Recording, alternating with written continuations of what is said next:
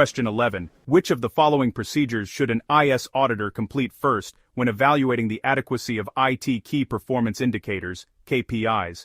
A. Independently recalculate the KPI results. B. Review KPIs that indicate poor IT performance. C. Validate the KPI thresholds. D. Determine whether the KPIs support IT objectives. The correct answer is D. Determine whether the KPIs support IT objectives. Explanation.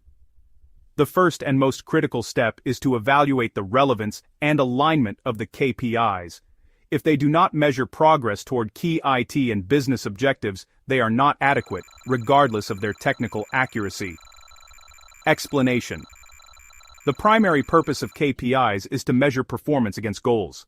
The first step is to ensure this linkage exists. Question 12. An internal review reveals an out-of-support human resources system. Which of the following is most important to determine when evaluating the associated risk? A. Frequency of outages associated with the out-of-support system. B. The number of people accessing the out-of-support system. C. Exposure of the out-of-support system outside of the network. D. Timeline to replace the out-of-support system. The correct answer is D. D. Timeline to replace the out-of-support system. Explanation correct. The most critical factor is the organization's plan and timeline for migration or replacement. A long or undefined timeline means the organization will be exposed to unpatched vulnerabilities for a prolonged period. Explanation. The risk is directly related to the duration of exposure. A defined and short timeline for replacement significantly reduces the long-term risk. Question 13. Which of the following is most important for an IS auditor to consider when evaluating a software as a service (SaaS) arrangement? The options are A. Total cost of ownership. B. Software availability. C. Physical security.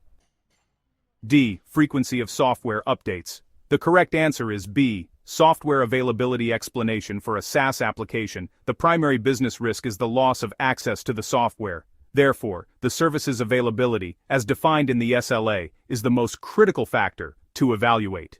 Explanation. The primary business risk in a SaaS model is the loss of service availability, as the organization is dependent on the vendor for a critical business function.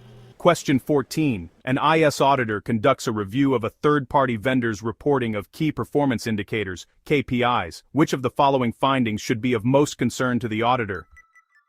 The options are A. KPIs are not clearly defined. B. Some KPIs are not documented. C. KPIs have never been updated. D. KPIs, data is not being analyzed. The answer is A. KPIs are not clearly defined. Explanation.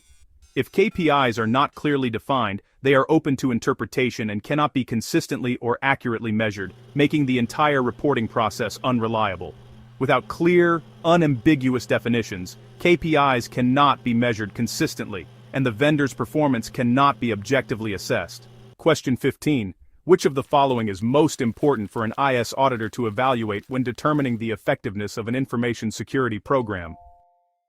The options are A. Percentage of users aware of the objectives of the security program. B. Percentage of policy exceptions that were approved with justification. C. Percentage of desired control objectives achieved. D. Percentage of reported security incidents. The answer is C. Percentage of desired control objectives achieved. Explanation. The ultimate measure of a security program's effectiveness is the extent to which it achieves its defined control objectives, which are designed to mitigate risk to an acceptable level. Question 16. Which of the following should be the primary concern of an IS auditor during a review of an external IT service level agreement, SLA, for computer operations? The options are A. No employee succession plan. B. Changes in services are not tracked. C. Lack of software escrow provisions. D. Vendor financial stability. The answer is B. Changes in services are not tracked. Explanation. If changes to the services are not formally tracked and managed through the SLA change control process, the agreement can quickly become outdated and fail to reflect the actual services being provided, leading to disputes and unmet expectations. Question 17. An IS auditor finds ad hoc vulnerability scanning is in place with no clear alignment to the organization's wider security threat and vulnerability management program. Which of the following would best enable the organization to work toward improvement in this area? The options are: A. Outsourcing the threat and vulnerability management function to a third party. B. Implementing security logging to enhance threat and vulnerability management. C. Using a capability maturity model to identify a path to an optimized program. D. Maintaining a catalog of vulnerabilities that may impact mission-critical systems. The answer is C. Using a capability maturity model to identify a path to an optimized program. Explanation: a maturity model, e.g. CMMI, provides a structured framework to assess the current state and define a path for continuous improvement towards a managed and optimized program. A capability maturity model provides a structured roadmap for progressing from an ad hoc process to a mature, managed one. Question 18. The best way for an IS auditor to determine which business processes are currently outsourced to a specific service provider is to review the options are: A. Enterprise architecture, EA diagram.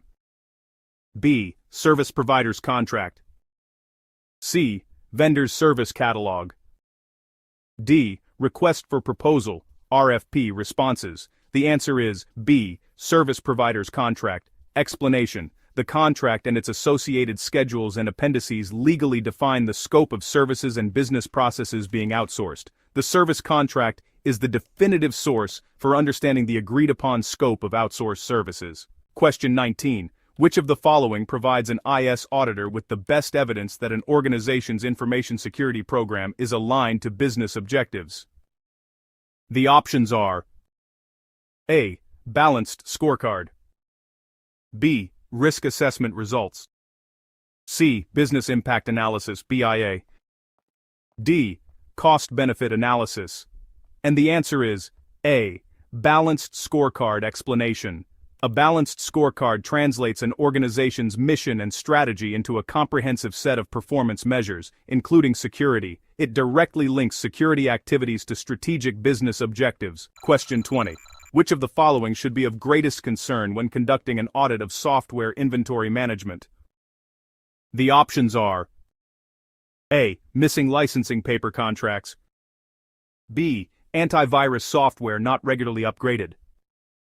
C. Unlicensed software. D. Development libraries not included in inventory records. The answer is C. Unlicensed software. Explanation: correct. The use of unlicensed software poses significant legal, financial, and security risks, e.g., no vendor support, potential malware.